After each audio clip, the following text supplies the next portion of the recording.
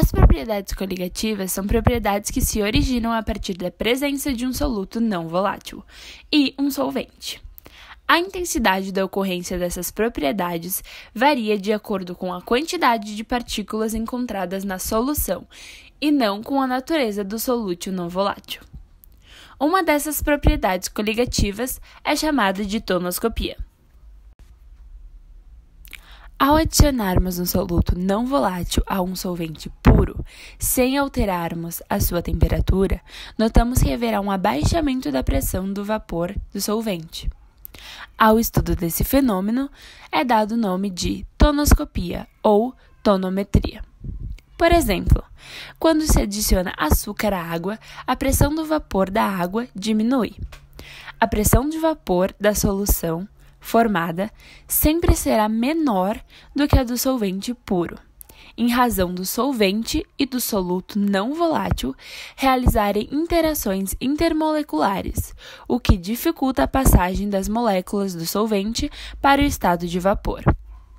Ressalta-se que, quanto maior a concentração de soluto dissolvido, maior será a diminuição da pressão de vapor do solvente. Além disso, soluções de mesmo solvente com solutos diferentes, mas com a mesma concentração, terão pressões de vapor iguais. Por exemplo, considere as duas soluções. A primeira, água mais sacarose, e a segunda, água mais glicose. Se as duas soluções tiverem a mesma concentração, suas pressões de vapor também serão iguais, independente do soluto dissolvido. Atenção!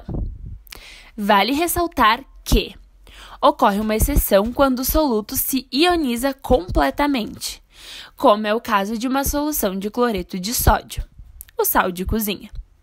Neste caso, a concentração será duplicada em relação aos outros solventes, ou seja, o vapor liberado será ainda menor, porque teremos dissolvidos íons de sódio, Na+, e íons de cloreto, Cl-.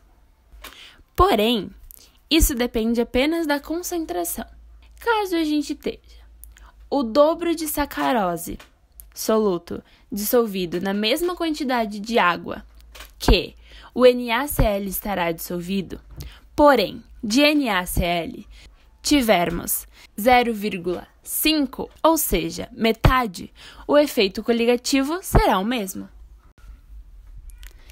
A solução entre um solvente volátil e um soluto molecular, como, por exemplo, água mais glicose, é classificada como uma solução molecular. Nessa solução, o soluto é dissolvido em forma de moléculas. A solução molecular pode também ser chamada de solução não eletrolítica, pois ela não conduz corrente elétrica. Quando falamos de uma solução entre um solvente volátil e um soluto iônico, como, por exemplo, água mais cloreto de sódio, a chamamos de solução iônica ou solução eletrolítica, já que conduz corrente elétrica. Nesta solução, o NaCl, ou o soluto iônico, se dissolve no solvente em forma de íons, Na+, e Cl-. Então, voltando ao nosso caso. Uma solução molecular contendo um soluto molecular é quando adicionamos o soluto glicose ao solvente água. O que acontece nessa solução é que as moléculas de glicose são separadas pela água e permanecem inteiras e sem subdivisões. Por sua vez, a pressão máxima de vapor será menor, caso o soluto for iônico, e o efeito tonoscópico, consequentemente, será maior. Um exemplo disso é se adicionarmos o soluto NaCl ao solvente H2O.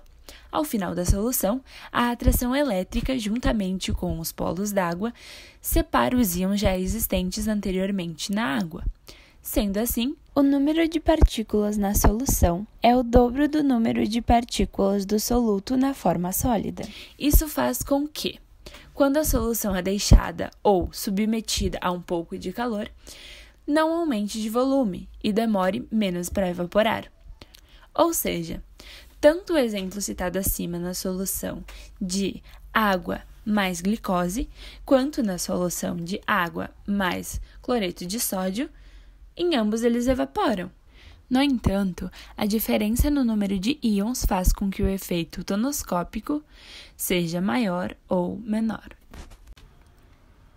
Na primeira solução, colocamos 200 ml de água e adicionamos 10 gramas de NaCl.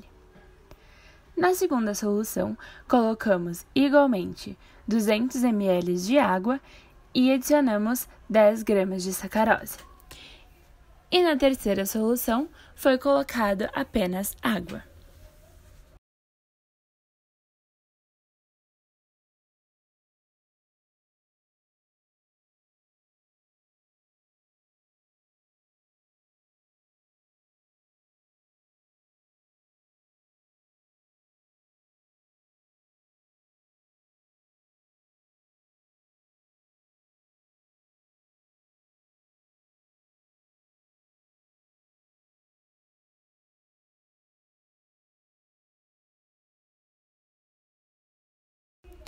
Como conclusão, observamos que a água pura entra em ebulição antes que as outras soluções. Em seguida, a solução de água mais sacarose entra em ebulição. E, por último, a solução de água mais NaCl. Isso ocorre porque, conforme explicado pela propriedade coligativa da tonoscopia, a pressão do vapor do solvente diminui quando se adiciona a ele um solútil não volável.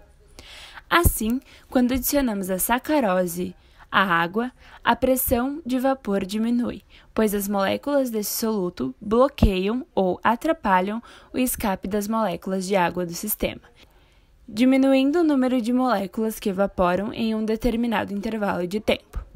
A solução de NaCl mais água é a mais demorada a entrar em ebulição, devido a ser uma solução iônica. Desta forma, o número de partículas da solução é maior do que as demais.